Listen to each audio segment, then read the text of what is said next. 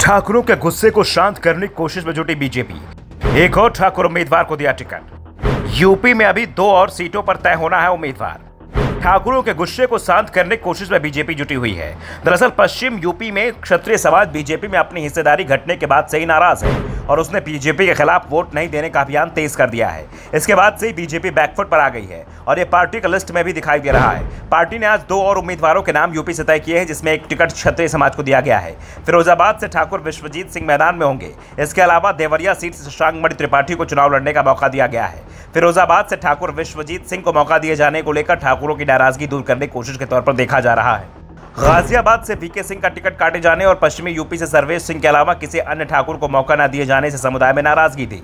सहारनपुर, मेरठ से लेकर नोएडा और गाजियाबाद तक में क्षत्रियों ने सम्मेलन करके बीजेपी के विरोध का भी ऐलान किया था।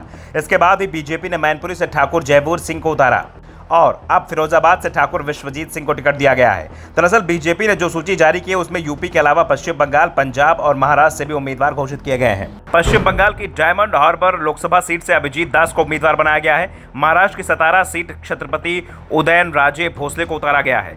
वो महाराज छत्रपति शिवाजी के वंशज है। बीजेपी की सूची में पंजाब की भी 3 लोकसभा सीटों का नाम है। खंडूर साहिब सीट से भाजपा ने मनजीत सिंह मन्ना मियाविंड को उतारा है। इसके अलावा होशियारपुर की सुरक्षित सीट से अनीता सोमप्रकाश को मैदान में उतारा है। पंजाब की बठिंडा लोकसभा सीट से भाजपा ने परमाल कौर सिद्धू को टिकट दिया है। वो हाल ही में आईएएस की नौकरी छोड़कर भाजपा में शामिल हुई हैं। Bureau report, the Navdarpan news.